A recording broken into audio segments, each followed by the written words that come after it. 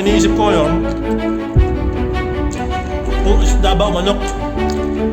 Sa video na to, mamalengke tayo sa kanilang street market. Tapos testingin natin yung mga street food nila. Okay? Tara, let's go! Hello mga tropa, eto nandito ngayon sa weekly fresh market, no? Makikita nyo kung gaano kalaki yung market dito. Ang daming sakyan, ha? Liligo tayo. Oh, naipit. Ayan. Kaya, tignan nyo kung gaano kalaki. Daming tao. Ano to? Raisins. Yan, no? Sobrang laki ng market na to. What? Are you having change for 500? Only 500 also. Yeah. So ikot tayo. Daming tao. Itutur ko kayo. Tingnan natin kung ano meron. Ayan. Ito manukan. Bili tayo mamaya. Mayroon dyan Atay Balunan. Gulay. Pag may nakita tayong interesting, kukuha tayo, ha?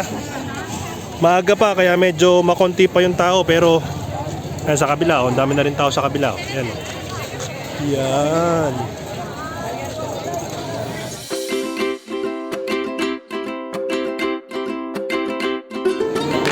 Ano to?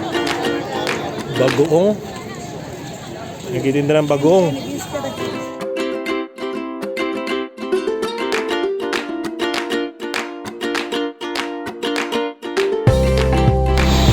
Okay mga katropa, nakakita ako ng something interesting na. Ayun, oh. Ang sarap, oh. Yes. Wow, very nice. Ayan, oh, street food. Hindi ko alam kung ano, mukhang chicken neck. Tapos yung normal na nakakain natin. So order tayo nitong yan. Order tayo niyan. Tapos try natin yung lasa, okay? Uy, inalog. Nyaw. Yeah, order tayo niyan. Okay mga katropa, may nakita ko something interesting ito, oh. Ayan, oh. Meron siyang makina, tubo. Tapos pinapasok doon. Umorder na ako isa, hindi ko lang na-video kanya kasi hindi ako nagpaalam. Pero tikman natin yung kanyang tubo. Ang tamis. Ang sarap. So meron ka ng tagapiga ng ng tubo. Hindi mo na kailangan kagat-kagatin, no? So ito mga kailangan ma-develop sa atin, yung mga ganyan, hindi yung nguyain mo yung tubo. Sarap, oh. Yeah, okay. Naabot na kami ng gabi. Bumili kayo patola. 10 piso isang piraso. So 30 pesos yung tatlong yan, kalating kilo. How much tomato? This one? How much? Tomato is there. Tomato is there? We can lady fingers. Beans. Beans, lady fingers. Beans only. You have pav kg amma. How much beans? 250 grams. 250 gram? No, how much? Cost, huh? Yeah. Cost entama? 20 పావు 30 Pav is alle. 20 rupees. Per 20 rupees. half kg? No, quarter. So, 1/4 kg. So 80 rupees per kg. Yeah. Yan. Yung beans nila, oh. Yan, beans. 80 pesos per kilo. Matindi. Meron silang ganun, oh. Yung pansukat nila. Yan. Pansukat, oh. Manual. Bayad na kami. Kuha kami ng green peas. Yan. 10 piso ganyan karami. Tapos meron silang mga dried fish. Yan, oh. So mabango. May pusit ba? Wala silang pusit. Pwede tayong bumili sana ng pusit kaso wala. Kumuha kami nito. Ito, kumuha kami cauliflower. 30 isang tumpok na ganyan. Oh. Yan, 30 yan. Matindi. Dami na namin pinamili, oh. May ulit. Okay mga katropa, ito yung binili natin kanina. Inuwi ko kasi wala akong mapagpatungan para testingin, no? Ayan. So ilabas ko tapos testingin natin. Yeah mga katropa, yung binili natin, hindi ko alam kung ano yan. Nakita ko lang maganda itsura, mukhang chicken neck. Testingin natin. Yan. Chicken neck ba yan?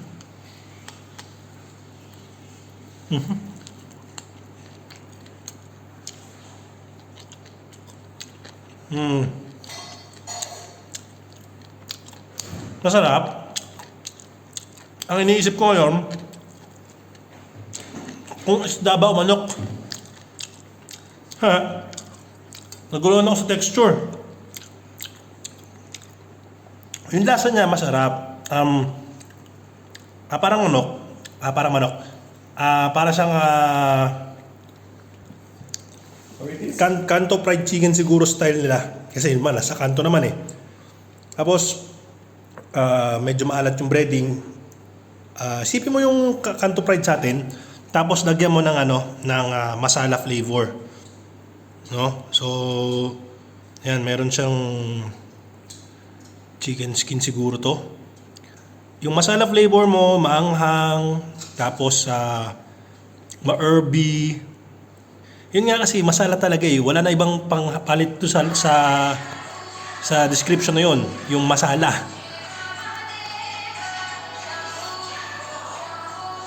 Oo nga, manok nga. Kala ko isda nung una. Sa kasi nung kinain kong fish fry eh. Okay. Try ko ulit mamaya. Okay mga tropa, habang kumakain tayo nung chicken kanina, inabutan tayo ng ganito nung kasama ko. No? Nagluto siya ng mukhang wada na merong lentils. No? So, tikman natin.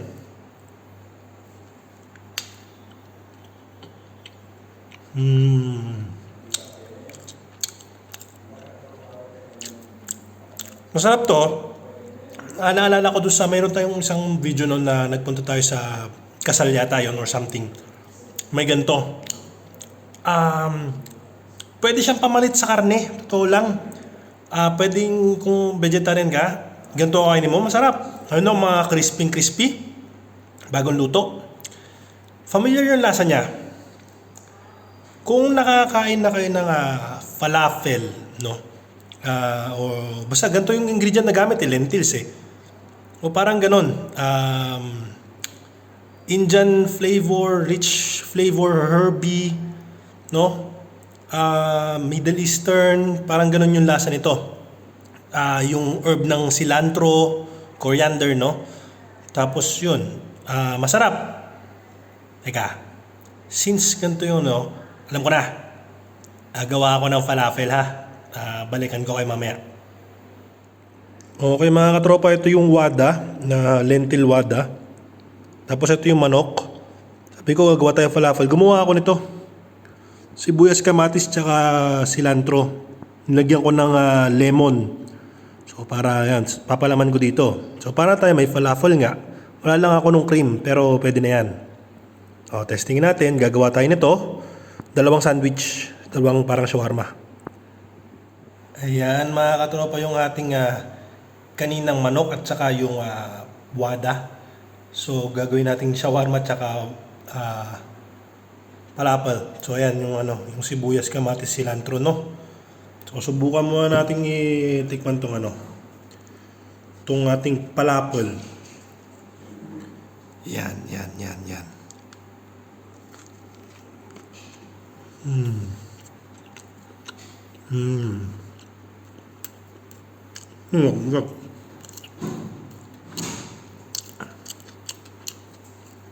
Masarap talaga. Sa kahit anong prito. Ano sa ganito? Sibuyas, kamatis, lemon, no? Sibuyas, kamatis, lemon. Kasi bibigyan niya ng freshness yung yung pagkain mo eh. Nakaka-enjoy kainin. Lalo na to yun nga yung fried na gulay, masarap. So ito naman, testing natin ito isang to. Yan. Yan yung ating chicken kanina.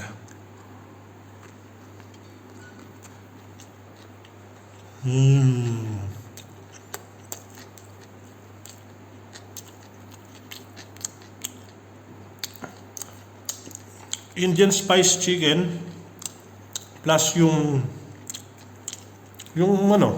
pico de gallo, sibuyas, kamatis, no?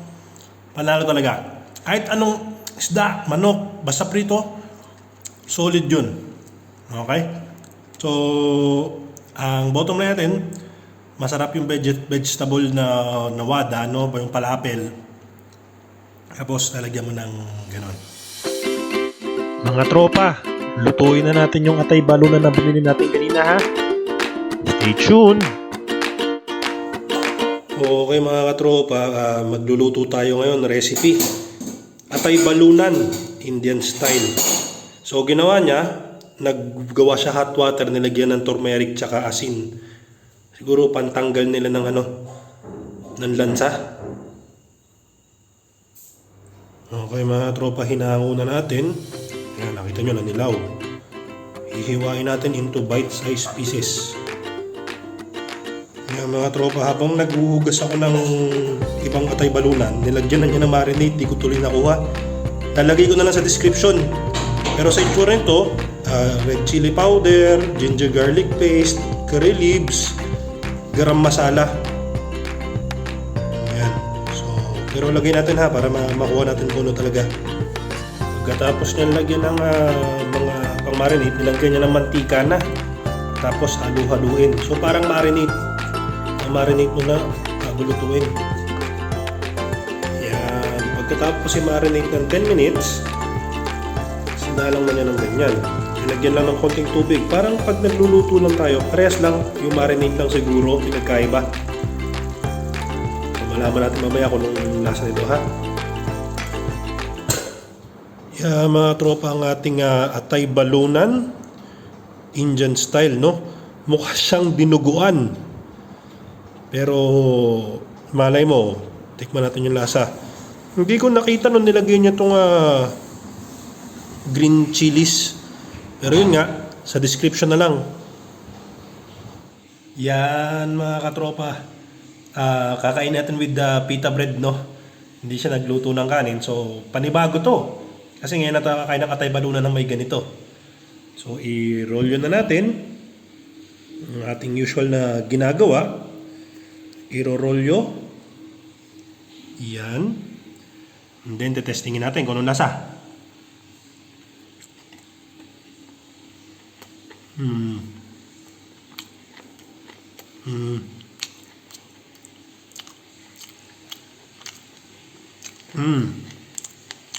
Okay. Kakaiba. Ang atay balunan sa atin, usually, either maalat, maasim, or matamis.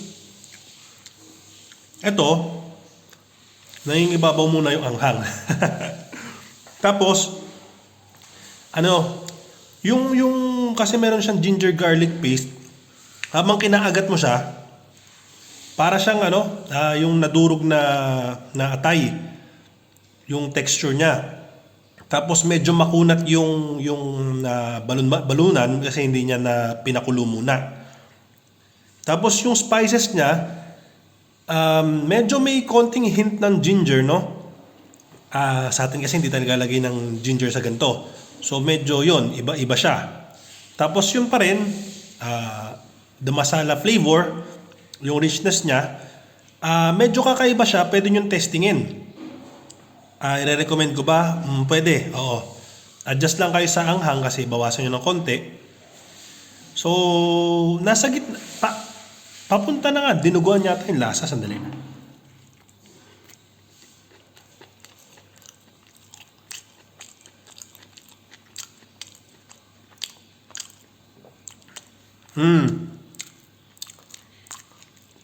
Oo nga. Papuntang dinuguan yung lasa. Kasi gawa ng spices niya, hindi siya lasang adobo, wala yung garlic flavor mo, tsaka wala siyang asim. Pero okay pa rin. Okay pa rin. Masarap.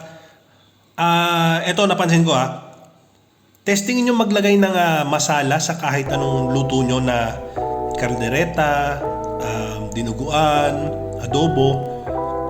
Makita nyo lang yung pinagkaiba ng lasa, magiging rich siya. Rich tapos may konting herbs, no? So, pwede pala siyang testingin sa mga niluluto nyo.